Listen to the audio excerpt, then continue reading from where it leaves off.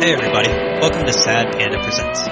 This is a podcast about music. We're going to talk about different albums that we're listening to. Right now we're going through the staff pick list on the consequenceofsound.net.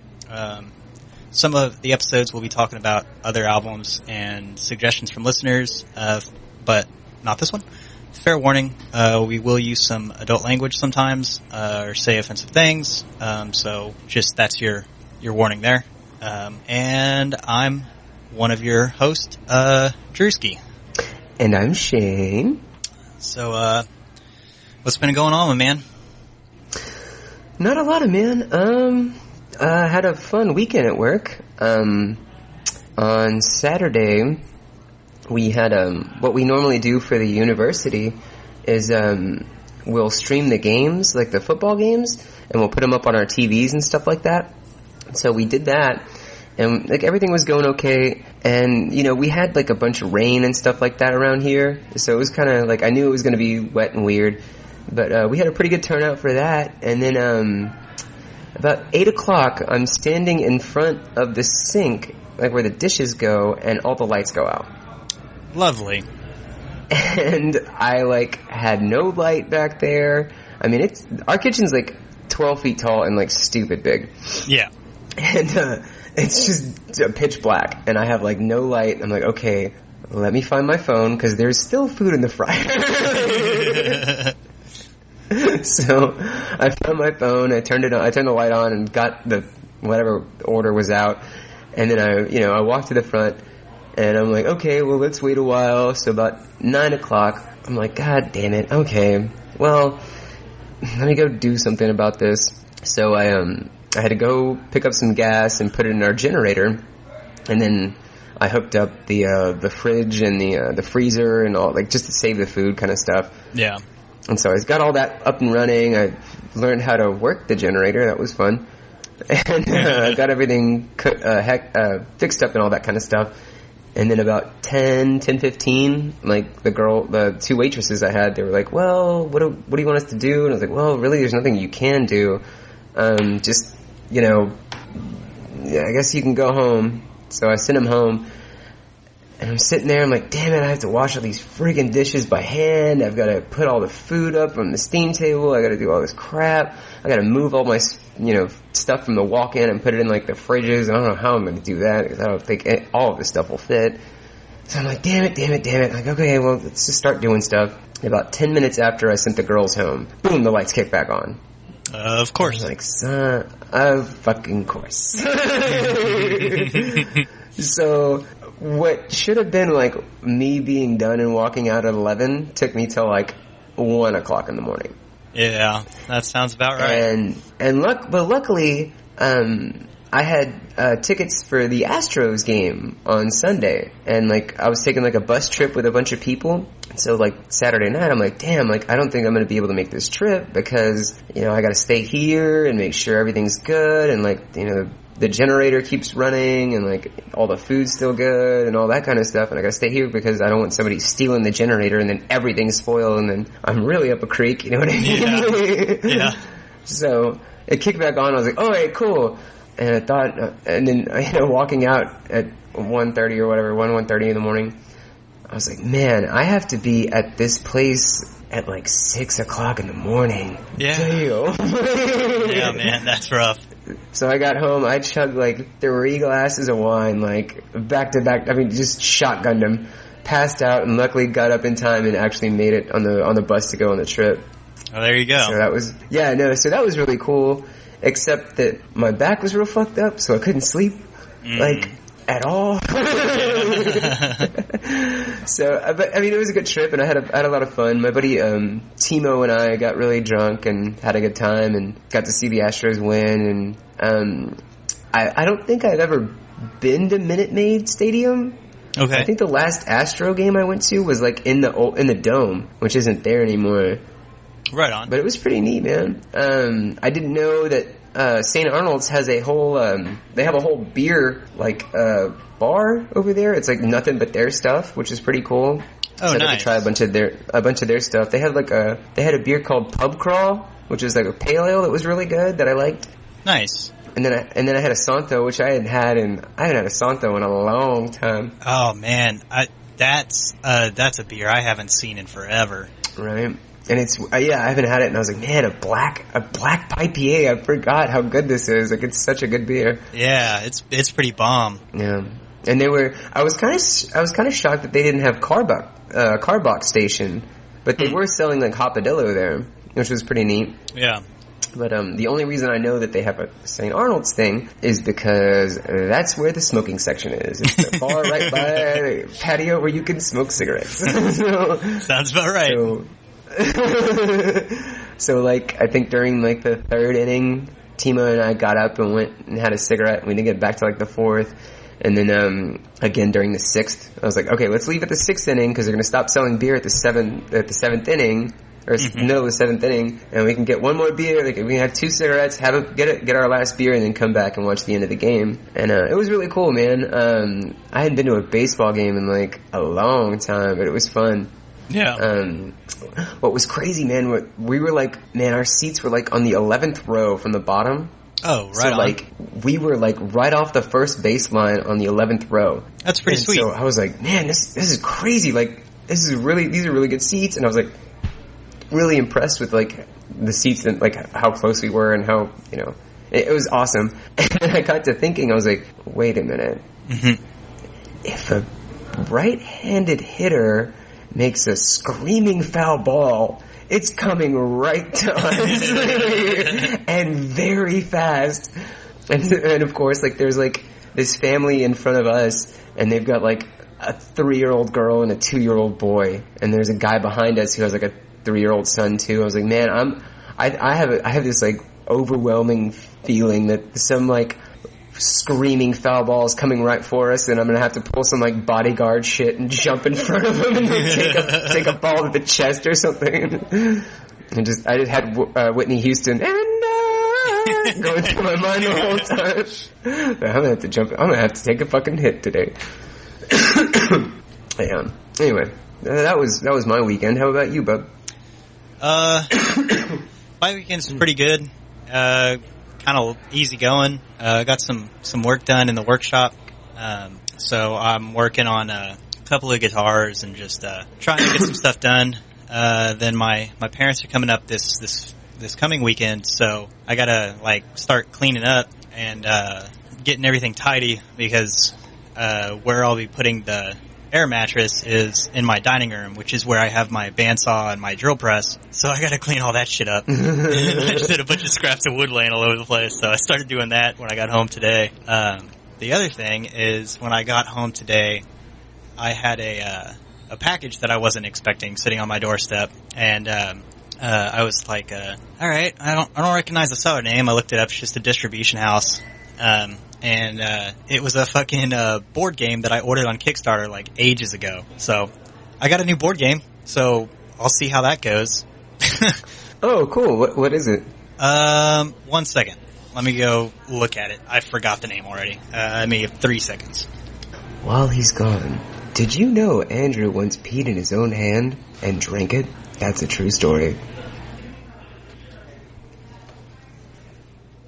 Okay. It is called Champions of Horror. Huh. How is it? Do you know how it plays or anything like that? No idea. I don't remember. I don't even remember ordering this fucking thing. So, or backing it on Kickstarter. So I must have liked whatever the premise was. I opened it just to see what was inside. And it's got some miniatures in it, like some little plastic miniatures in it that I guess are the champions or whatever, or the monsters or whatever they are. And it has looks like what is like a game board style that you can rearrange in different ways to, I guess, change the layout or whatever. And it's got cool. So you can like change the map of the game? It seems that way. I didn't read through anything because I was just trying to, tidy up a little bit. And it's got something like 30 campaigns or something like that you can do cooperatively, but it's also got a single player campaign for each one of the heroes. Oh, cool. So it's kind of like what's that Betrayal game where you have to like there's different scenarios and stuff? I think so. but I think it's got to be more fantasy RPG. Yeah, well, there's focused. also like that Magic the Gathering, the Planeswalker game. It's kind of like that. Maybe it kind of has where you can like rearrange the map and stuff like that, and like maybe kinda, I have customize it. Yeah, like I said, I haven't read through like the synopsis or anything like that. So oh, cool. Well, that's fun. That's a I'm not gonna. I probably won't get into it this week, just because I'm gonna try and get everything ready for my parents coming up next weekend. Yeah. But I'll probably, after they leave, I'll probably go through one or two of the single player campaigns just to kind of familiarize myself with it. Maybe watch some playthroughs on YouTube or something, and get familiarized with it, so that if I have company and they like to play board games, like when Kirsten comes up, we can play something. Because the last time she came up, I had another board game that you could play with two people, but neither of us had ever played it before. I had set it up once and gone through it kind of half-assedly, but it's so complicated. And it's one of those games that, like, once you get into it, it's and learn the rules and figure out how to play, it looks like it could be really fun. It's like a siege type of game where you've got like orcs and shit trying to break into a castle, and then the other player is the defender of the castle.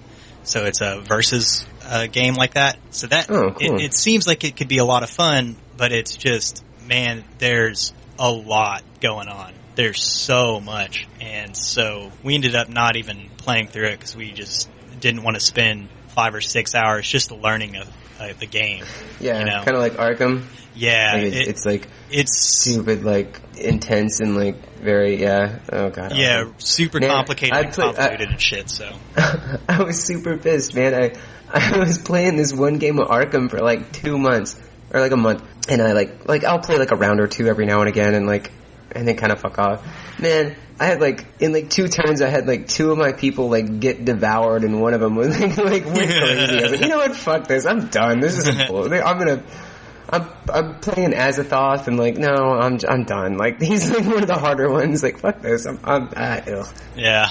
So, I don't know. I've got a decent board game collection kind of started up. Like, yeah, mine's getting a little bigger too. Yeah. I got this cool Mario game that was fun. Yeah, I've probably only got 4 or 5 board games and a couple of card games on top of that. But I did also pick up the Star Wars edition of Risk, and it's laid out very, very differently than... What? Yeah, so it's basically a 1v1 Risk game where one person's the Empire and one person's the Rebellion, and that's fucking awesome. It's all dropped out into like space battles and shit, and I haven't gotten to play that really either. And I was gonna suggest playing that with Kirsten, but we've played Risk before, 1v1, just the regular Risk, and she's like, I thought you didn't like one-on-one Risk, and I was like, well, but this is different. Because this is... Bitch, this is Star Wars. Like, one, it's Star Wars, so it's totally laid out differently. Like, the fundamentals of Risk are kind of there in the sense where that you want to take over, and you want to be the last one standing, or you want to achieve the objective first. But it's... I watched a video playthrough of it, and it's very different than traditional Risk in a lot of different ways, because it's adapted to the Star Wars universe and to be in space and to have all these different systems, and it's just really odd. And there's also like hero characters with like Darth Vader and shit. So you've got... So it's kind of like if Battlefront and Risk had a baby. So like you have like these super like OP fucking characters that drop in and you can use them. Yeah, I don't remember exactly because it's been a long time since I actually received it in the mail and watched a playthrough video. And I don't have a board gaming group here.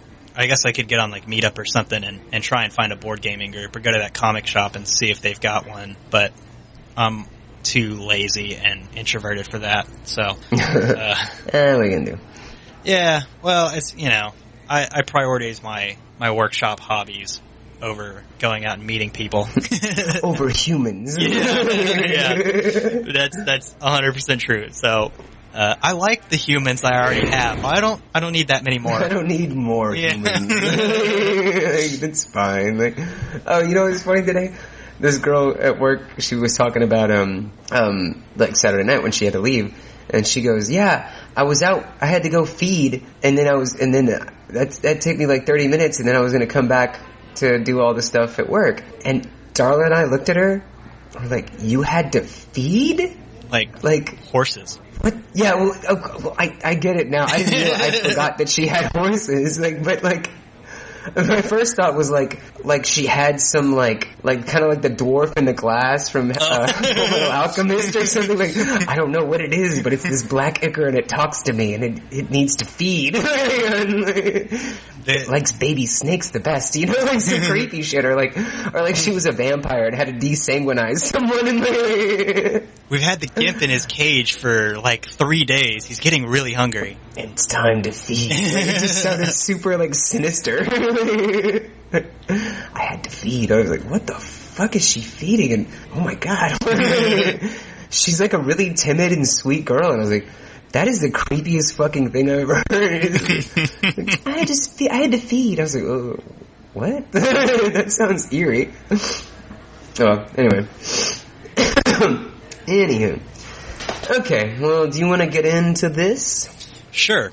So, okay. I guess we should tell people that this week we're talking about Pink Floyd's album, Wish You Were Here. That we are. This is number 90. Album? Yeah. 94?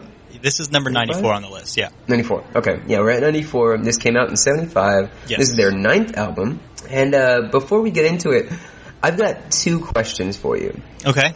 The first is, since it's only a 5-track album, I want you to give me your number 1 favorite song on this album.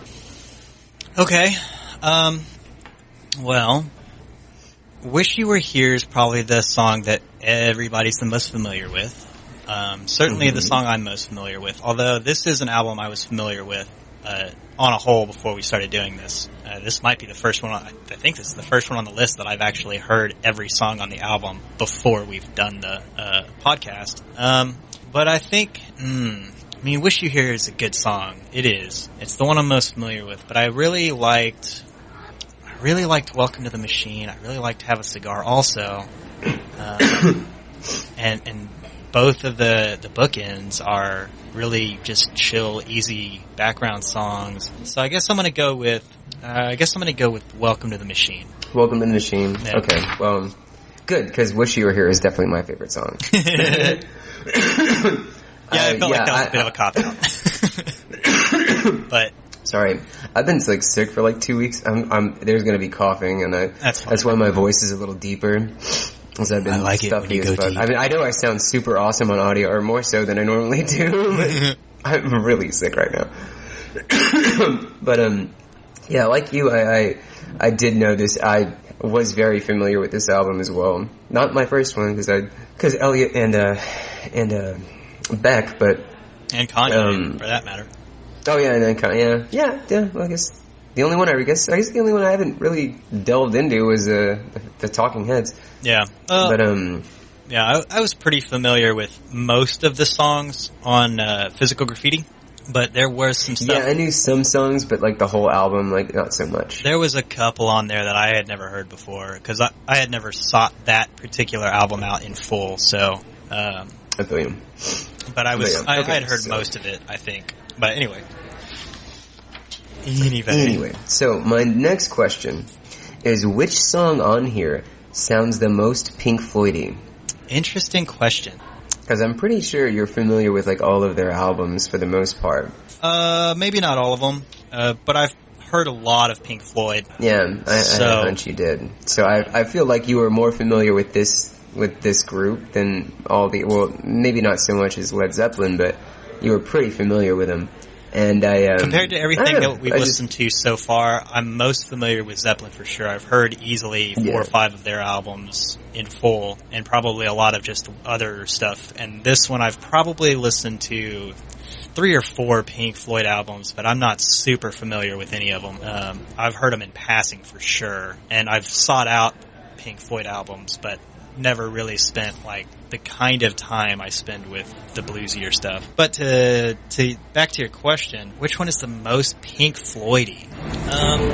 I gotta go with one of the bookends, because I feel like that's where they do so many change-ups in both of in both halves of Shine On You Crazy Diamond. They change it up throughout the song so much that you get to really see a lot of the different styles that they like to embrace. So it's got, I mean, I'm just going to say it's a toss-up between Shine On You Crazy Diamond, the first half, and the second half.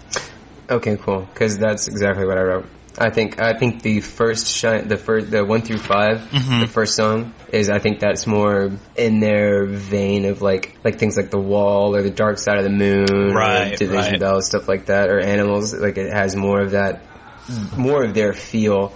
And honestly, I kind of feel like this album as a whole is kind of more straight up.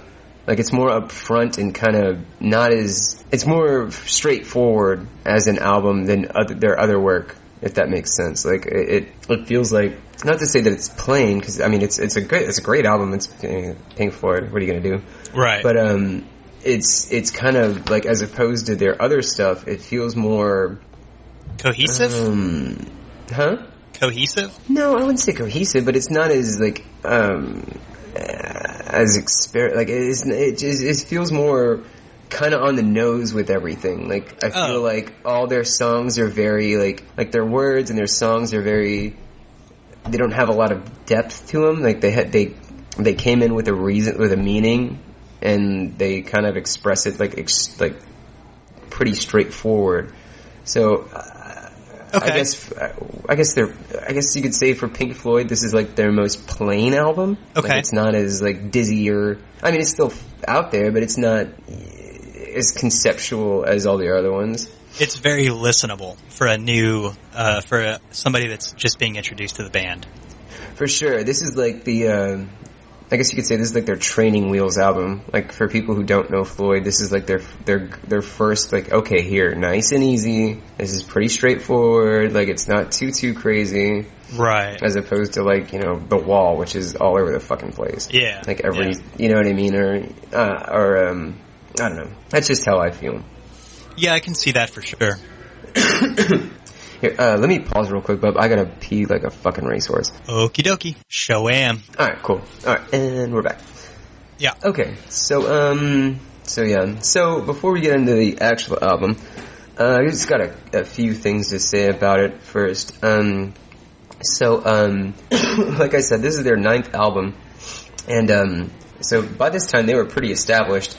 Right. And, they had, from what I understand, they had like 900,000 advanced orders, and from what I've read, that only half of them were able to be filled, like, during that time, or at least in the UK. So like, only, yeah, I mean, they could only push out like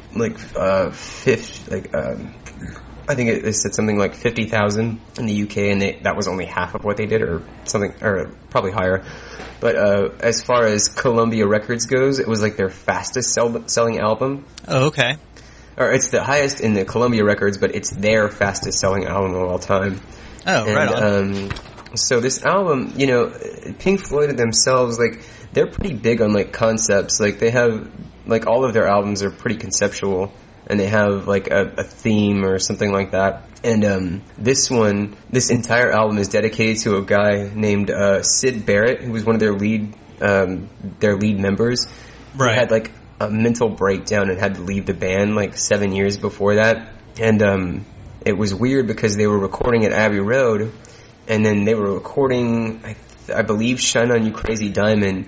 And then Sid walks in, and he like gained a bunch of weight. He had shaved his head and his eyebrows, and he was like really, really kind of not there anymore. And like, the dudes were talking to it, like, for like 30 minutes he was just sitting there, and they were like, who is this guy? And then they realized who it was, and they were like in tears because they couldn't, like, he was there, but he wasn't there anymore.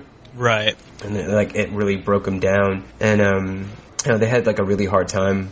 And so this whole album is just dedicated to him. And that's why, like, in the song Shine On You Crazy Diamond, it spells out his initials, SYD, Shine You Diamond. Yeah. Yeah. So right on. It's pretty rough, man. Like, I didn't realize the theory, like the story behind this album, but like, it's really fucked up because like Shine On You Crazy Diamond is about, him Welcome to, and then the songs "Welcome to the Machine" and "Have a Cigar" are kind of like really anti the music industry itself. Yeah, I noticed that. Which I think they attributed that to like his breakdown, and that's why they were kind of angry, and that's why they wrote those two songs.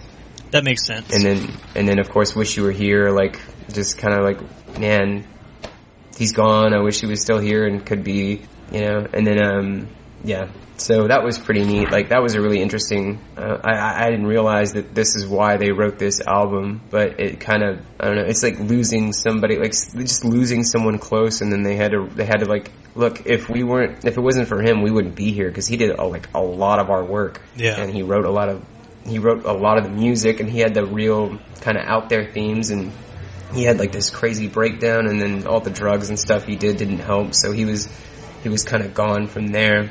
So it's kind of hard. I don't know. It's kind of rough to listen to now that I know what I know.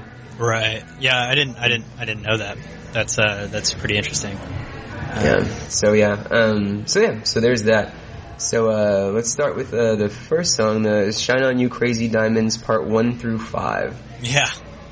I think it's kind of funny how they break it down into 5 separate parts, and 4 of the 5 are all instrumental, and then there's a couple of verses thrown in there. Well, actually, just the one verse is in the 4th movement, right? And so and it's just kind of like thrown in there at the 4th. I mean, I know it has structure and purpose and all of that, but it's kind of just like I said. I think this is this song that kind of encompasses more of what Pink Floyd is than the rest of the album, because of these instrumentals and because of the way the kind of the theme and the rhythm and the concept changes through the different instrumental parts, and it's distinct. You can hear when it changes if you're really listening for it. Yeah, for sure. So like in like the first part, you get that synth sound, and it comes through, and then you have that like wine glass harp and that organ, and it comes in, and it plays out really well. Yeah. And then that goes on to about almost the 4-minute mark, and then it switches to, and after that it kind of hard cuts to this 4-note theme. Mm-hmm. The do do do do do do do do, and or do do do, and you can hear like a weird wood chime, and then that's like just after that, that's when the drums start kicking in, and then it really sounds like, I think that's the most Pink Floyd-y part of this whole album. Yeah, it's like after that, that 4-minute synth and glass harp organ kind of ethereal thing, and then it kicks in like with all that kind of stuff. Yeah, and the way this song comes in at the beginning. It's real soft. It's real soft, and it kind of ramps up through the song, like you were saying. But the first time I listened to this, I hit play, and it was on my Bluetooth speaker while I was like, I don't know, making dinner or something. The first time I listened to this week, I should say, not ever, but it was playing, and I couldn't hear it over the sounds of like me making dinner, so I had to. I had to check my phone and be like, make sure it's playing, and crank up my speaker to hear it. And then, of course, when the drums come crashing in and around part 3 or so, in part 2, when the drums kick in at 2, then I had to turn my speaker back down because it got really fucking loud in my kitchen. Yeah, and I was just like, oh shit, here it is. Especially like I like when like all the synth and stuff like kind of calms down, and like you have that synth, that chord fading out, and then there's that like 4-note that I think it's like B, F, G, E or something like that. That do do do do do do do do do do do do do do do do, and then that really kicks in, and like 20 seconds later, that's when it picks up, like all the drums and like it comes in hard and fast right there. There's a big crash, and it's right there, and you're like, oh, there's the Pink Floyd I know, so yeah, for sure. And then, so that part goes on to about 6.5 minutes. And then it moves on to part 3. And then that's when that synth solo starts. And then, it goes on for a bit, and then you have that, the third guitar solo of them already. Which is pretty, I mean, I don't know, it's great. But, so, yeah. And then we get into the actual, and then on the fourth movement, we actually get into the lyrics. Right. And this is this is about, they're writing about, Sid, and he's like, remember when you were young, you shone like the sun. Now there's a look in your eyes like black holes in the sky. Yeah. So they're he's not him anymore. Yeah, and they talk about it being because of, I mean, they're very, like you said, they're very direct in this album, and they even talk about it. You were caught in the crossfire of childhood and stardom, blown on the steel breeze. So they talk about him, and they even call him a martyr at some point. And yeah, come on, you stranger, you legend, you martyr, and shine. Yeah, so it's just they very much just are look at what this path down fame and this path of stardom, look what it did to you. And they're, yeah, and you gotta think, man, that might have, I mean, as far as all these guys go, it might be it had to mess with them, that someone that they cared about, and they got this band together with this person, and he totally goes off the deep end. Yeah. And it's gotta fuck with you, oh, for what sure. if we didn't do this? He would have been a normal dude or whatever. Yeah. And now because of what we've done, he's now this shell of a person. That's gotta, I mean, that kind of crazy shit sticks with you, man. I don't know. Yeah. Yeah, it's all kinds of fucked up, but I mean, that's what fame and fortune does to a lot of people, Yeah, I mean, some people lose their fucking minds when they get, I don't know. Yeah, so. Look at poor Ricky Williams, man. Yeah. He was a hell of a goddamn UT person, or UT running back, and he got into philosophy and he lost his fucking mind and liked smoking weed too much. Yeah, I mean, it fucking happens, Yeah. Or fucking poor Kanye, he's kind of out there now too, man. Yeah, he's out there. He's kind of lost his damn mind. Yeah, I don't know, but I mean, that's what this whole album's about. Is what fame and I guess pressure of life will crack people, and after that, what do you do? And I think that's why they really wanted to write this album, just kind of, hey, our friend is fucked up now forever. Let's do something in his memory to, Yeah, for sure. For sure. It's pretty fucking heavy. Yeah, it really is. I didn't realize, again, I didn't realize how deep this album went. I was oh, fuck, this has got a story behind it. Yeah, man, for sure. Anyway, so yeah, so the chorus comes through, and then even what was it? You see your visions, come on, you painter, you piper, you prisoner, yeah, and shine. That's so, this beautiful, amazing person who had this vision of music and words and stuff, and then now he's you prisoner of your own mind. Right. That's it's fucking heartbreaking, man. Yeah. Sorry, I'm kind of crying right now. I can't, I'm a crier. And then so yeah, I get through that, and then it goes on to the fifth movement, which has that heavy saxophone, that baritone sax that comes in, which is really neat. Yeah, and then, it's a good way to kind of roll out of the song too.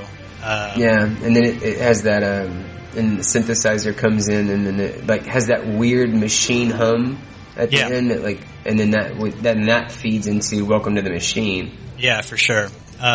Yeah, I think one of the other things that's very Pink Floyd about this album is the way they connect the songs. Yeah, I mean that's always been a thing that they do. Yeah, that's just like the Pink Floyd kind of trope, you know, where the intro and outro of each song is very connected musically to the intro and outro of the previous song. Like their albums in general just tend to be very structured in that kind of way. So it's nice to see that they keep that in this album, even though it's not as much of a just straight up weird Pink Floyd album like the rest of it. Yeah, but I mean, and there's something to be said about that. Like, I think that's what I really like about Pink Floyd, is that all of their shit is connected. Like, yeah. Like, every song bleeds into it. Like, I know I've talked about this before, but like, this is like an album that's meant to be listened to as an album. Oh, 100%. I want to say, like, you know, I mean, yeah, I mean, that's what they think. I think that's how they think. And same goes with like Mars Volta. Like, right. They very much do that as well. And I think a lot of these prog rocky people, like, that's kind of the whole thing, is like, this album is meant to be heard continuously. Yeah. Not track to track to track. I think there's a lot of musicians that try to structure their albums that way. In the sense of, yeah, in the sense that, excuse me, oh, that one kind of hurt.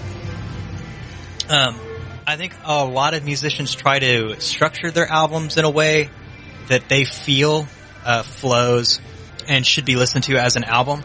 But at the same time, you know, you have something like, well, when we listened to Physical Graffiti, where it seemed like they had a kind of theme in the types of songs they were writing for the album, but then since it was going to be really long anyway, they threw in a bunch of extra stuff from other albums that didn't make the cut. And while I still think that if you asked one of them, they'd be like, yeah, I think you should listen to the whole album. You know, we chose the songs from the other albums that we chose because we thought they kind of fit in with the rest of this stuff. But I think it's more deliberate with these prog rocky people and Pink Floyd, and especially Pink Floyd. It's very deliberately, this whole thing is one big long story. And you shouldn't really feel the need to break it up into tracks. No, for sure. It's just a matter, I think it's just a matter of like fluidity. Like, I think that's like a thing with like prog rocky people, is like they want a fluid album. Because I mean, if you listen to like something like Motown, it's like one song, cut, one song, cut, one right. song, cut.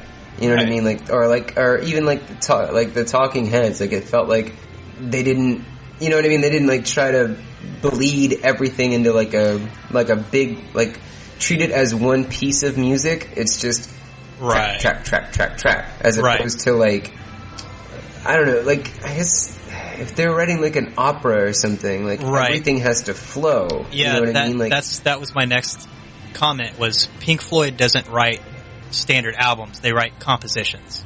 For sure. As you would see in, you know, a musical or an opera or whatever. Whereas other musicians, while again, I stand by, I think other musicians would say, yes, I think you should listen to this whole album and not just select songs from it. It's not written as an overall composition. It's still very much track based. So Pink Floyd does a really good job of that. No, they absolutely do. I mean, but that's what they do. You know what I mean? Like, that's who Pink Floyd is. Like, yeah, and I don't know if they were the first ones to do it. I mean, obviously there have been operas and things like that written in the past, and that's very much, you can see where a lot of the inspiration for the way they write albums comes from. You're a gassy motherfucker today. God damn. I'm drinking beer. It comes with the territory. I'm just saying. I mean, I'm just saying. You don't like it. I'm just saying. Then it's kind of disgusting. It's gross. Yeah. Okay. Anyway. So, I mean, I think we're on the same page there, that they're really good at bleeding song to song to song, which is really, I don't know, I find it refreshing. Yeah, I'd like to at some point do Joe's Garage by Frank Zappa, because it's very much, the songs don't necessarily bleed into each other, but he does an intermission in between each song to give you a part of the story and how the song fits into the overall arching story of the entire album. He plays the part in between the songs of the central scrutinizer, telling a story about Joe. And, while it's very much satirical of, the story portion of it is very much satirical of albums that tell stories, it's really well done, and I mean, Zappa's a fucking genius. And yeah, honestly, I haven't really gotten into Zappa before, so I'd love to do that. And I think Joe's Garage is a good is analogous to this album in the fact that it's also probably the most musically easy album to get into compared to everything else that he does. And whereas this is less conceptual than the other Pink Floyd stuff that's out there, so the Joe's Garage is that album for Frank Zappa. Okay, cool. And even then, some of the songs on that album are taken off of other albums or reused in other albums or whatever as well. I don't think they were all necessarily written for that album. Hell, it might have been a compilation album where he just attached a story to it. I don't actually know the history of it. I never looked into it. But it's very interesting to listen to the whole thing, and it's like Joe's Garage is like a 2 CD album. It's fucking long. Oh, man. Yeah. When I first bought it, it was in a 2 CD set. So. Oh, man. Okay. Well, it's real fucking long. But I'd like to do that at some point in time, just as kind of like one of our every 5 album breaks go into that one. It's going to be a super long episode, but it's a lot of fun to listen to the whole thing. Well, maybe we can do like that one and then Frizzle Fry, because I was listening to when I had this album on, when I was listening to it at work, a lot of Primus came up, and I was like, oh man, Frizzle Fry, like that's another album that just like the songs just bleed into each other, and then the next thing you know, you're like, oh shit, I'm at song number 3. I didn't realize. Right on. I don't think I've ever listened to that album, so. Oh, yeah, that's a good one. Maybe we just have maybe our next break from the list is just 2 weird albums, and it's Primus and shit. Frank Zappa. Yeah, I mean, because those both fit that kind of genre of just it's out there shit. So we'll have another one of those breaks coming up anyway, right? Because this is 94, so we got this one and 4 more albums once we do album 90. Shit, we just got off of a 5 album break. We just finished doing that. But I like that we're doing that, because it takes us in, when we start talking about these weird fucking tangents that we're having, we're like, oh, this reminds me of this album and this album. It gives us a lot of options for when we break off the list to be like, okay, well, let's slip this and this in. But anyway, I'm metagaming right now, so let's get back to the album. Yeah, anyway. Let's get back to Pink Floyd. Anyway, we're at song number 2 now. And you thought this was going to be a short episode. Boy, was I wrong. Well, I hadn't been drinking that much today, so I wasn't really chatty. I had a conversation this morning. I'm only on beer number 2. Just a minute. Oh, I'm at number 3, but I kind of had a heavy phone call earlier, so it kind of sobered me up. I see. Okay. Anyway, welcome to the Machine. Yeah. Yeah, man. Fuck the music industry, apparently. Yeah, I mean, it's all about, I don't know what you thought the music industry was going to be, but get ready, buckle up, motherfucker, because you're just a cog in the machine. Yep, you're about to get chewed up. Yeah. Yeah, that's pretty much the message here. I like that it has that monotonous and droning feeling throughout. Yeah. It has like a real light guitar and that crazy heavy synth. Like, this is, I mean, I don't know, it sounds like, yeah, I mean, yeah, it's a very, I mean, the music's good, but goddamn, it's sad. Like, it's really depressing. Yeah, man. And I think maybe this hits home for me, not in the sense that I've ever tried to try music as a career. I haven't even entertained that thought in the slightest. But my brother certainly has, and he's an incredible musician. But, you know, he certainly never had the opportunity to make it big or anything. Like, he's definitely toured with some people, and well, I don't know if toured's the right word, but he's definitely, you know, played gigs with some bigger names. Granted, it was a Tejano band, but, you know, still, like, played some pretty big shows with them, and I don't remember the name of the band. And then, you know, had off and on bands throughout his, like, teenage and college years and stuff, and definitely tried to record some stuff and put it down, and I think he still records stuff, but I think he's less concentrated on, or less, you know, inspired to get into the music industry, because, you know, he understands what kind of a shit show it is just to even get into it, you know what I mean? Much less what it's done to all of his favorite musicians, and how it's just fucked a lot of those Cheat people them up up, and you spit know? them out. Yeah. Mm. Well, that's what, that's their message, man, is that it's just it'll fuck you up. Yeah, for sure. Yeah. So I don't have a lot to say about this song. It's just, I mean, that's pretty much it. And I think they wrote it. It's a hate message to the music industry. I think and the next one is too. Yeah, I would it's just agree about with that. fuck you. Like you're nothing. You're just a cog in the system. Yeah.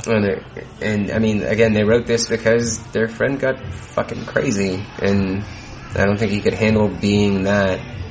The one thing I do have to say, what I really liked about this song is that at the very end, there's a line that says he loved to drive his Jaguar. Yeah, I liked that. But he says Jaguar. Yeah, because they're British. It made me think like Steve Irwin. Jaguar! Yeah. Just put my thumb in his ball. Yeah, it made me think of Top Gear, which is a BBC show where they talk about cars, and it's like when usually they say they refer to it as a Jag, you know, like if you're gonna, but they'll also say like when they're referencing the company or something like that, they'll be like, and in the news, you know, Jaguar has done blah blah blah blah, and it's like they just have a funny way of saying things that. Well, he says Jaguar. Jaguar. Jag. There's no Y. There's no Y in there. It drove me nuts for a couple of days. So that's what it makes me think of. It just makes me think of the British, like a country British accent would say it, is what it makes me think of. Right, like a hick and yeah. For sure. Two minor things that I want to say is this song was referenced in the game Echo the Dolphin. Oh yeah? Yeah. Oh, that's when you funny. Get to like the ultimate boss, it says welcome. It's like welcome to the machine. That's pretty funny. Yeah, and also there was a man named 10 Footman that wrote a book about Radiohead. The 10-foot man. 10-foot man. 10-foot man. He wrote a book about Radiohead and their album OK Computer, and he kind of referenced this album and Radiohead's album, and like he kind of like drew the similarities out and stuff like that. And okay, I don't know, that was pretty neat. OK Computer's a good album. I enjoyed that. Huh? I enjoyed OK Computer.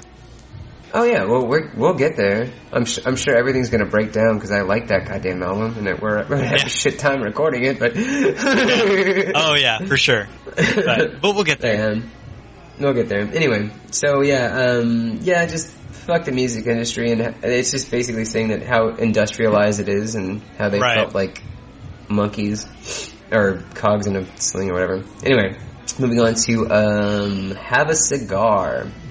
Yeah. I think this is like, of this album, I feel like this is the most straightforward song of this album. Yeah, I think so. Like, it's pretty right in your fucking face about what this is about. Yeah, and I think this is a great song, and I think this is another one I can kind of relate to because I may not be in the music industry, but I am in corporate America. You know, I have a fucking desk job like some other chump. I mean, granted, my desk job's pretty fucking cool. We make rocket parts, but you know, like it's very much this type of thing is not just in the music industry. You know, it's very much in all of the corporate industries where, you know, like, I don't know, it can fuck you up and turn you into a monster. And well, no, this isn't. No, I think you're misreading this song. I think this song's about the fucking like the people in the desks are trying to squeeze every cent they can out of you.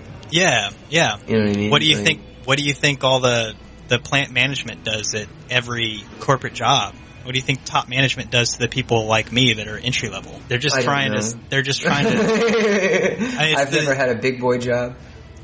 It's the same kind of thing, you know. They're trying to squeeze you for everything you can give the company, and how much is the company giving back? Well, they're paying you your salary, and granted, it's a competitive salary, but I mean, I guarantee you that I ain't making the millions that the CEO's making. I ain't making that millions of dollars. I don't have the fucking the Jaguar car and shit like that, you know, like, so, and it's a different kind of thing where, you know, the musicians do make a lot of money, but they have to put up with these sleazy motherfuckers that are trying to squeeze out more and more from them and trying to get them to break their backs for the music industry. And if they don't produce a hit, you know, then they're like, what the fuck is wrong with you? And, you know, it's the same kind of thing in every industry. I feel like, yeah, if you're, well, I think especially in like a creative industry, for sure, you want to be like an artist and produce something that means something to you, right? And then some suit who doesn't give a shit, like he's like, hey, look, I'm here to make money. You need to do whatever you're doing better and faster, right? You know what I mean? And so like, I think that's what they're trying to say is like, look, they just want us to fucking make money, like make stuff better and faster, but like, how do you push the creative process that fast? You know what I mean? Right. And one of the funniest things is in the first verse. It's this band is fantastic. That's what I really think. Oh, by the way, which one's Pink? Yeah. Like they think someone's named Pink Floyd. right. I thought that was funny. Like, oh yeah, you're great. Hey, who's Pink? Like, yeah. There's not a Pink. We're all pink. We're all pink. We're all pink on the inside. Yeah. So I don't know. Yeah, it was pretty straight up, and yeah, it just yeah. It's. I'm done with my rant about corporate America. I should be clear. I do enjoy my job, and I think, you know, I wouldn't have fucking moved across country if I wasn't extremely interested in what I'm doing. But nobody at your job is listening to this, dog. No. I'm just being real. Like, my fucking job in San Angelo was, oh Jesus, it was fucking awful. Like, it was easy. It was easy as balls. But it's because I didn't fucking do anything all day. They didn't have anything for me to do. And that was fucking boring. This job is mostly good. It has some shit days, but it's, I'm still fucking making shit that goes into planes and rockets and shit, so that's pretty fun, you know? That is fucking cool. Yeah. I'm not gonna lie. I'm kinda jealous of that. That's like, pretty cool ass shit. Yeah, it's pretty fun, so. Anyway, so yeah, I'm done with that. Let me get a cigarette and a beer, bub. Alright, I'll do the same. Okay. And pause. Yes, sir. Okay. So, we're going into Wish You Were Here, which is my favorite song on this album. It is so pretty. It really is, though. I do like how, like, the, at the end of Have a Cigar, how that, it's like swirly and granulated, and then it bleeds into this song, and then, sorry. And then it has that breezy sound. Oh wait, oh shit, I fucked up. No, that's at the end of this song. Yeah, it has that and then this song starts out like it's on a radio. Yeah. You know what I mean? Like that, it's like really light and like like it sounds like it's through like an AM radio, like a not even FM, like an AM station or something like that. It's like this old timey radio. Yeah, that kind of shit. Yeah. So that was really neat. I like how it opens, and apparently they did that on purpose to they did it to show like the disconnect between the band themselves and the actual listener. Right. Yeah, that makes sense. Yeah. So that was a point. That was the whole point. This is really pretty, and it's easily the most famous song on the album and the title track of the album. Oh, for sure. And also Waters and Brian, oh my goodness, I wrote their name. Roger Waters and David Gilmour actually co-wrote this song, which is kind of rare for them because usually like one of them takes the reins and writes a song, and the other one sits back. So they actually got together and wrote this song, which is a very rare thing for them. Right. Okay. So, yeah. Neat. Factoids, yay! Stuff for Puff Trivia. So I think honestly, I think this is the most moving song on the album. Yeah. It's very like I know this whole album is written for Sid, but this one is like them really like, man, I wish you were here. Like, I mean, honestly, like it's them just dying to have their friend back. Right. Yeah. Yeah. And realizing that that's not going to happen, like, kind of sucks. Yeah, I totally agree with that statement. Man, it just it hurts to talk about this song. Like especially the line a walk-on part. Did you exchange a walk-on part in the war for a lead role in a cage? Like, because that's them talking about like Sid. You know, yeah, like you put yourself out there for this band and we made it big and all this stuff, but it broke you, so you're now locked in a cage of your own mind. Right. And it's just, it's so fucking depressing. What is with these depressing ass albums? Like, you had Elliot that's so sad, and this one I didn't realize how sad it was until, goddamn, like, cheesy, crazy. Yeah, for sure. Like, I'm a sad, but fuck, like, I don't know how much Man, I think this album has got two big emotions, sadness being one and anger being the other, you know. Because this album is coming off of them being on tour for just forever, and them just kind of like just really like, all right, can we just take a break and do something different and just kind of speak out how we're feeling about what's going on with the music industry and with our friend that's, you know, who's lost his mind, and so like this album as a whole isn't, like you said, it's a departure from typical Pink Floyd, and it's just them kind of venting, you know, about all this stuff. Yeah, this is their emo album. Yeah, for sure. And it's just, it really is. You know, Have a Cigar and Welcome to the Machine is the theme of those are angry, and then this is they're the fucking songs, like fuck you, yeah, and then the bookend Shine On You Crazy Diamond and this song are more sad and reminiscent, and so yeah, those two emotions play a big part in this album.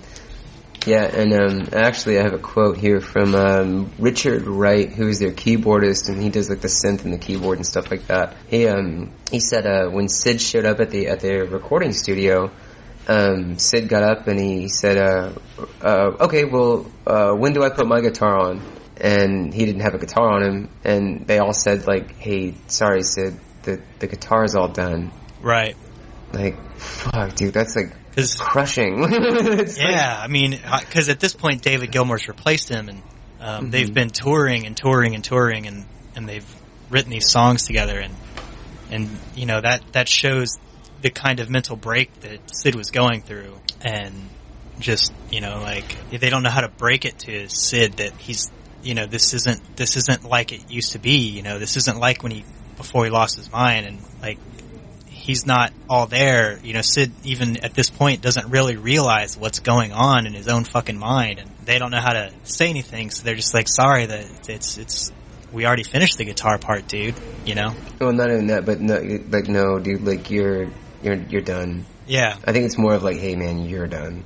Yeah. And then what I read was after Sid came in to the studio and like hung out for a while they were recording this, that they didn't see him again until like he died in 2006. So yeah, that's like, fuck man, like, yeah. I don't know, this is some heavy shit. Yeah, it is. I don't want to cry anymore. Fuck. It hurts. Anyway, so yeah, I think this is the best song on the album, to be honest with you. I think it's pretty. I remember one day I was, believe it or not, I used to skate. Not very long and not very well. But one day I was outside skating and we had a local radio station from the university. And so I called them and I was like, hey man, could you play Wish You Were Here? As I was out, I don't know.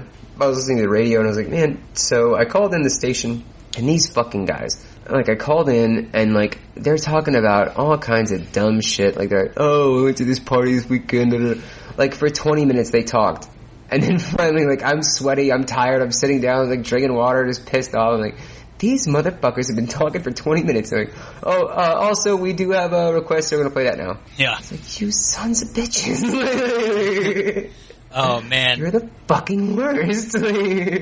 Fucking, speaking of, man, it's K911, right?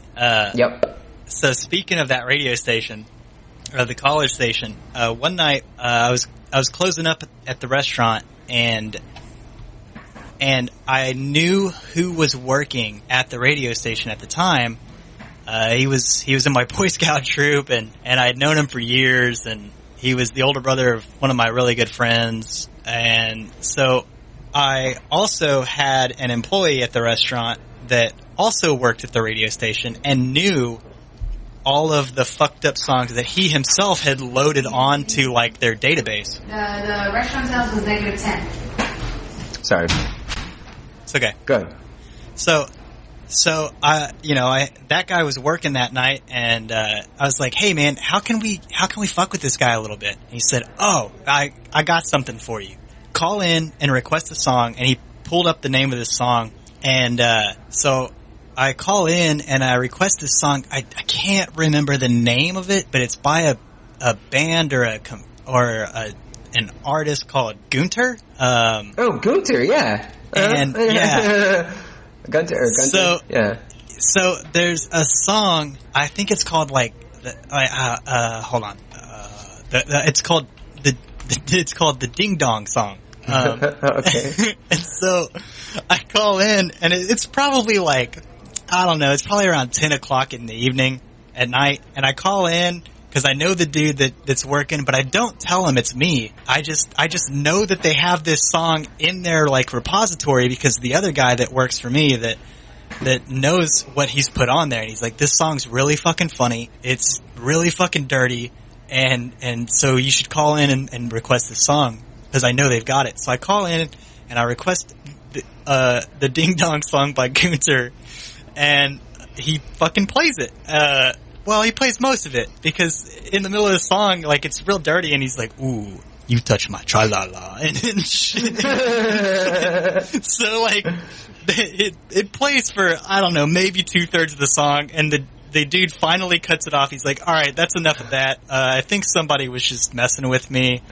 Cause that was a request, and I don't know who requested it, and we were just fucking, like, I've got basically the entire staff of my restaurant, because we're closed. There's nobody in the restaurant except the staff, and I got basically all of them in the kitchen listening to this stupid fucking song that's funny, and just having to listen to the DJ, who's another friend of mine, like, deal with the embarrassment of playing this song, because he was very straight-laced, and he was just like, I do not like this, I'm sorry everybody, like, this is really bad, and I didn't mean to play this real dirty song. So, of course, as soon as he stops the song, I call in and request it again, and he's like, I can't, I'm sorry, I can't play this song, I'm deleting it from the hard drive, I can't do this.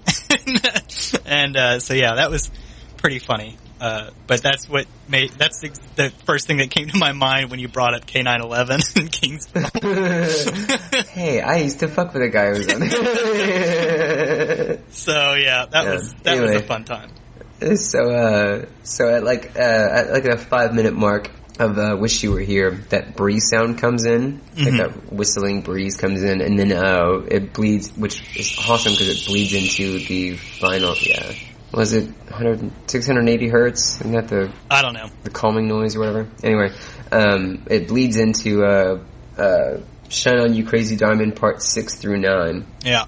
So in part 6, it has like this this bass line that's fun, and then it brings up at the and then the synth comes in like right after a couple of bars,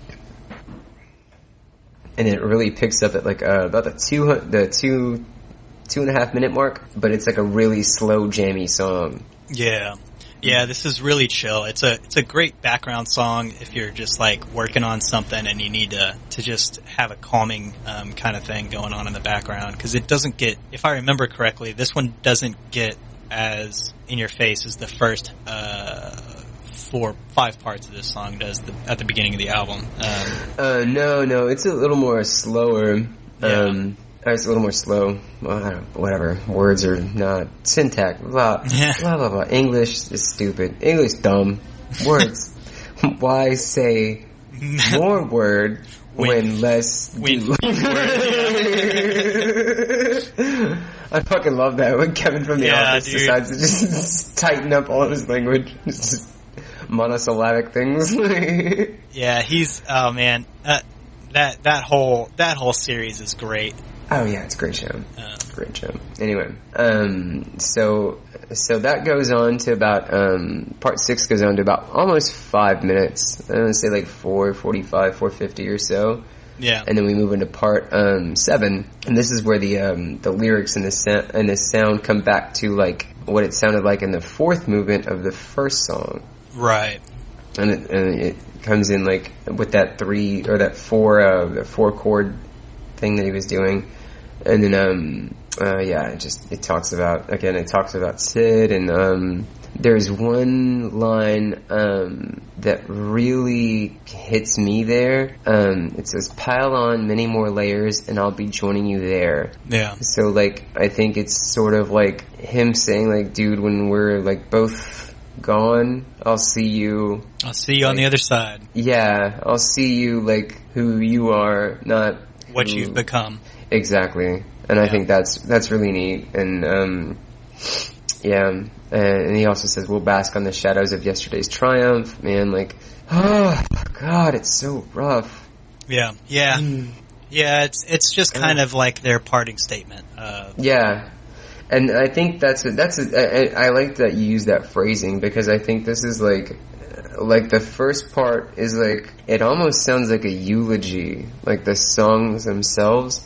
Yeah. Because it talks about like his life and how good he was, and then this is like their closing statement for like who the man who he was, like. Yeah, they're calling it back to just be like, you know, just to kind of like hammer the point home of we miss you and you know, keep shining, because you're still bright in our hearts and all that stuff. So yeah, because I mean, and that kind of echoes. I'll get to the eulogy kind of thing later or after in a bit. But so it comes in, and it's. I mean, it just sounds like the first part, the 4th part of this song, out of the 9 parts of this song. Hold on, one sec. Do you want me to turn off all the lights, or leave them on, or what do you want me to do? Yeah, go ahead and turn them off. All of them? Yeah, it's fine. Okay. Sorry. Bye. Sorry, Bye. I'm at work. Andrew says bye too. Anyway, is she gonna turn off? Sorry, is she gonna turn off all the lights in the room you're sitting in also? I fucking hope not. Well, I mean, I got the computer. It's fine. Like, I don't give a shit. Anyway, son of a bitch.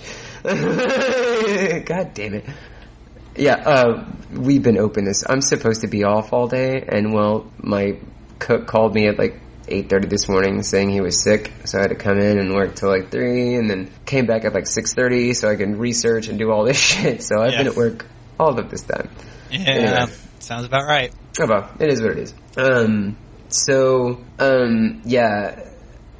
Moving on to part 8, it's really, like the synthesizer, like really comes back in, and, it's a really, like, it has a slow, like, funky beat, which I think is weird. Right. Like, I mean, not weird, but I mean, it's not really, I don't know.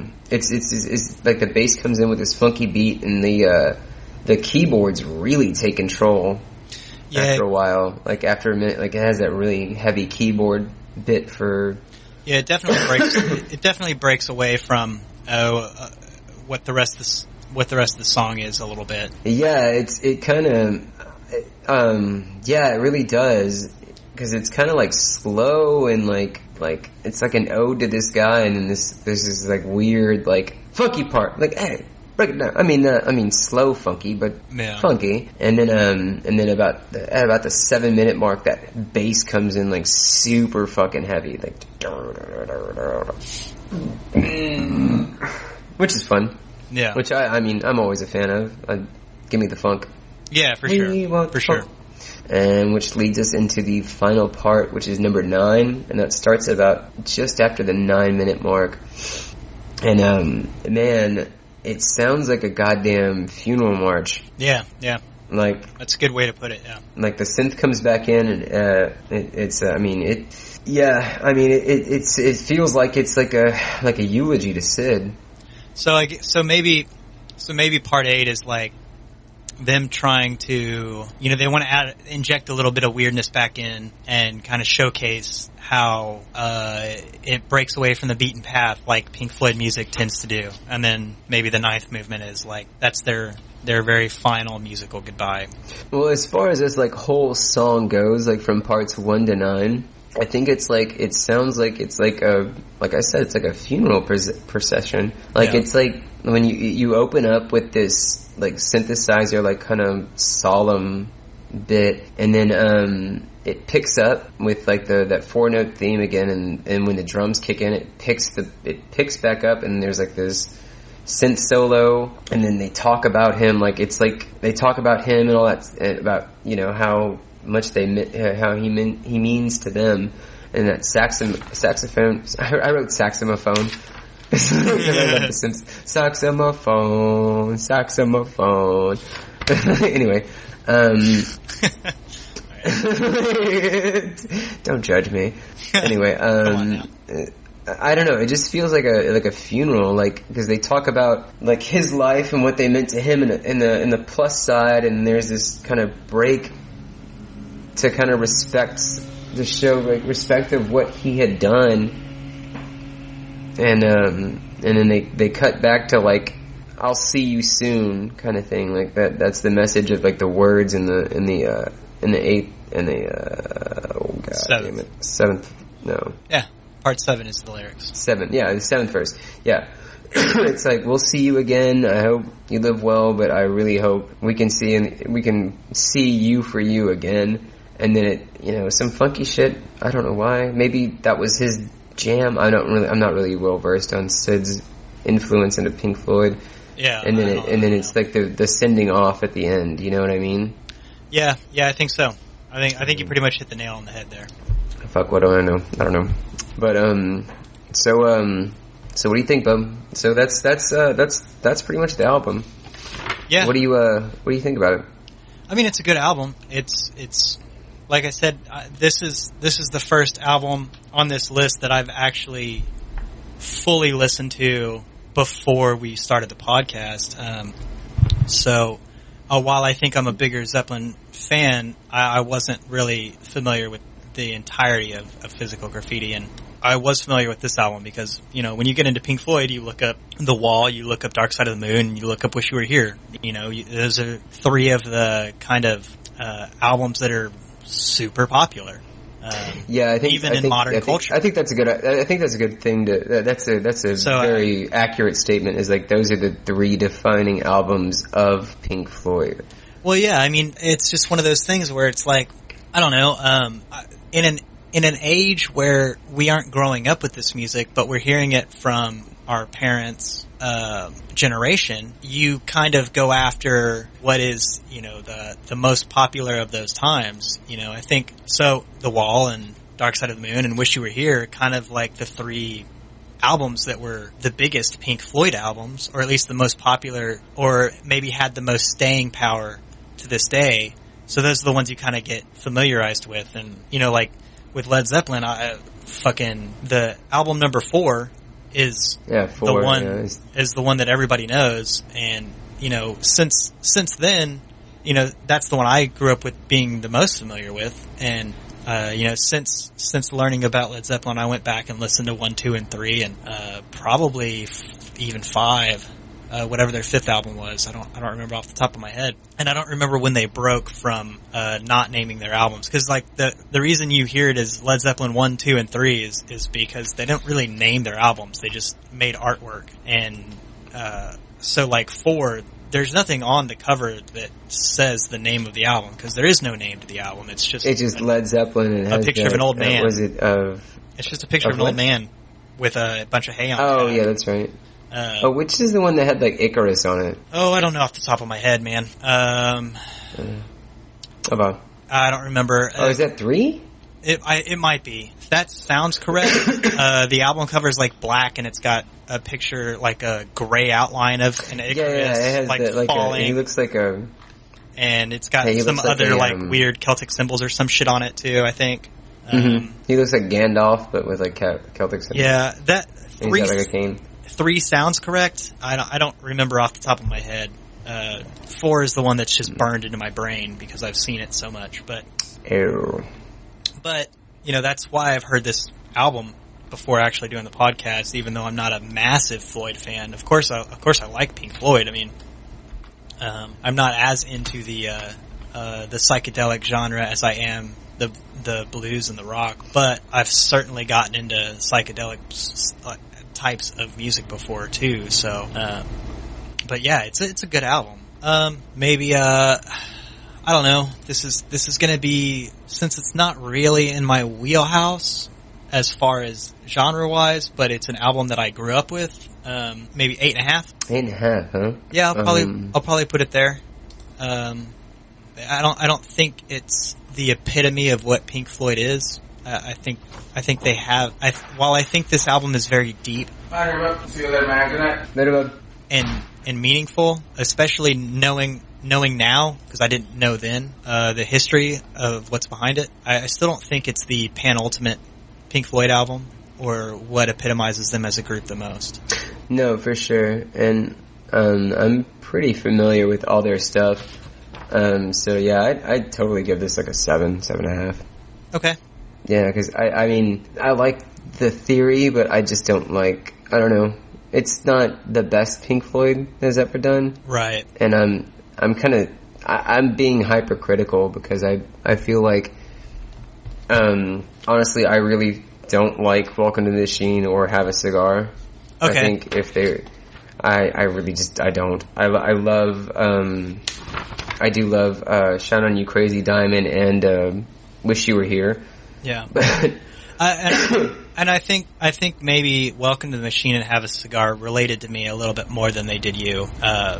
Just because I had, you know, my brother did try to get into the music industry and I mean, didn't make it past the front fucking door, you know. And that's not a knock on his talent, because that motherfucker, when he was in No, he's an amazing, I've seen Chris drunk as shit fall over a couch and still play like some, I don't remember what, he was playing some speed metal song, but he was so drunk he tripped over his own couch, fell over backwards, and was still playing the song. Yeah. And like didn't miss a beat. I was like, what the fuck? It's just fucking muscle memory at that point. Like, when he was in his prime, when he was, I don't know, between the ages of like 16 and 20, that motherfucker was playing for hours a day. I mean, between like 4 and 8 hours a day. He played guitars. If he wasn't working, drinking, or smoking cigarettes, because he's a fucking chain smoker, but if he wasn't working, drinking, or smoking cigarettes, he was playing his goddamn guitar. And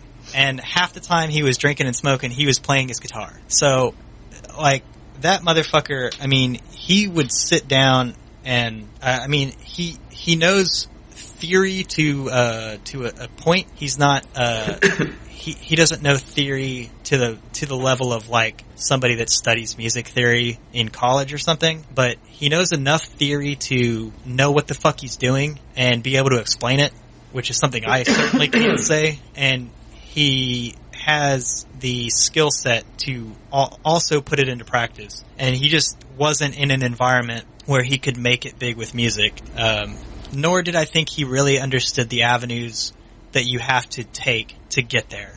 Especially being in South Texas, where the only really big thing is Tejano. And, you know, he didn't really want to do that. Or country. But he didn't really want to do that because he's a metalhead. And he didn't want to fucking move to the West Coast or the East Coast, you know? Yeah, I get you. Anyway, I think that's I think I can relate to those songs a little bit better, and so I enjoyed them. Plus, musically, they're really good. They're written well. They are. I don't know. I'm just being bitchy.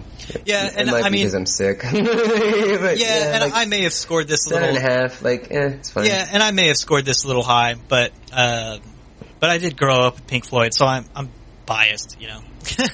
And you did too. Yeah. I mean, you're probably more familiar with their entire collection than I am. I bet you are. I bet you are by a long shot, frankly speaking.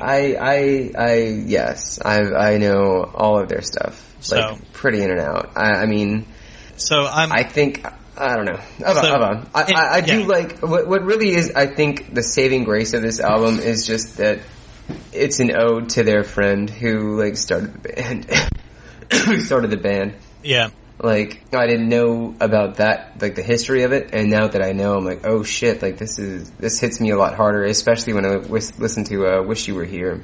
Yeah. It really... Yeah, hearing the history of this album knocked it up a couple points for me, to be perfectly honest. Because I didn't know that until you started explaining it. And it totally fucking, like, the album cover even makes 100% more sense. Yeah. So the dude on fire. Yeah. They're shaking hands and the guy's on fire. Yeah. Yeah. So I don't know. It's just and they're in Hollywood in between a bunch of studios. I didn't even think about that. Those are all stages where you record shit, whether it be movies or music or whatever. So yeah. So whether it's a movie stage or a music stage or whatever, those are all recording stages. I didn't even think about that. Yeah, that's a deeper. So layers on layers. So the album cover totally makes a lot more sense after hearing the history, and so definitely hearing the history knocked it up a couple points for me. I'm sure. So this album got better as we did this podcast for me. Fucking aim. Anyway, well, anything else you got to say your ad? I don't think so. What about you? No, man, that's pretty much it. I liked it. I'm really glad that, you know, honestly, I was talking about this with somebody else. I was telling one of the guys I work with. Fucking whore. You don't talk about this with other people. It's slut. Not fucking Fight Club, nigga. Fucking slut. Anyway. No, I'm just calling you a slut, that's all. It's fine. I am what I am. It's fine. I was talking to somebody, and I was telling him, like, hey, we're doing Pink Floyd today. And he's like, man, I didn't really get into Pink Floyd. And I was like, man, honestly, I didn't get into, like, Zeppelin or any of this stuff, but this is why I like doing this, is because this is forcing me to listen to music that I normally wouldn't. And not only listen to it, but fucking analyze it. But analyze it and understand, like, what's going on at the time, like, why they wrote this album or all that kind of stuff, which is, I mean... I'm always a fan of learning new music. For sure. It's just now understanding, like, why they wrote things or what the meaning of different songs are, and I don't know. It's I don't know. I like doing this. I do too. It's fun man. for me. I do too. I don't give a shit if anybody listens. I don't give a fuck. Like, hey, I'm glad you're listening.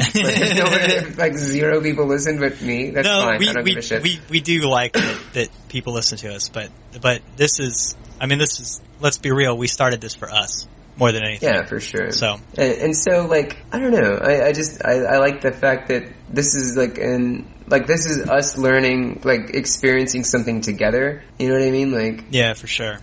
I don't know. It's like I don't know. I just like it.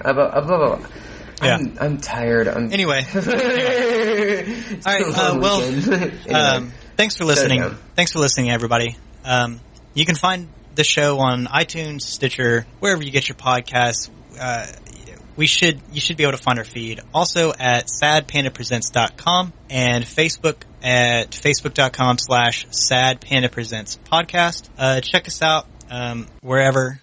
And if you want us to review an album that you really like, hit us up. Facebook is probably the place to do it. That's where we'll see that's where we see the most comments, and that's where we're most likely to respond. It pops up as a notification for me, so I can respond. I know Shane's been on top of his game about responding to comments that people leave, so that's the best place to do that. If you have made a suggestion or you've left a comment and we haven't responded, that means we haven't seen it.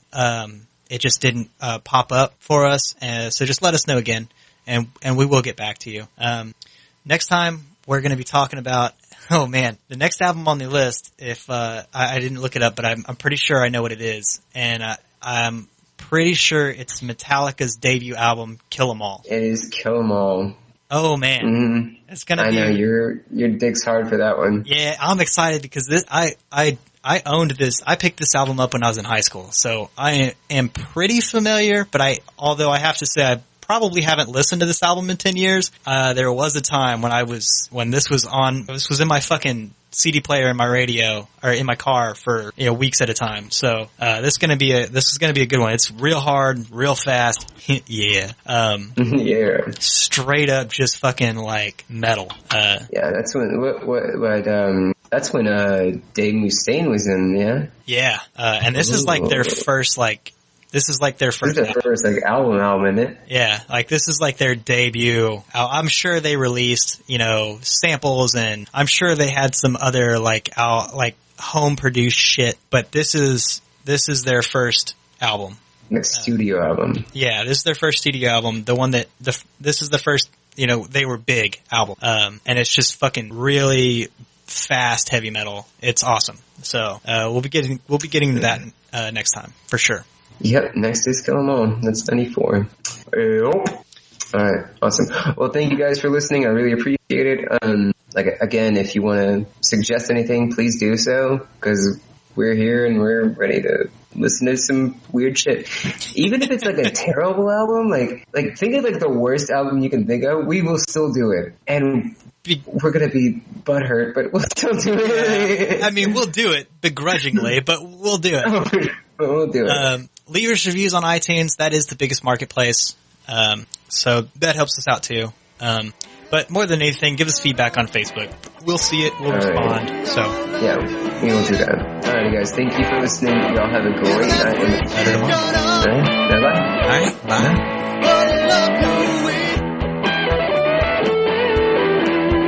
Is there something I can live without? Is that wicked?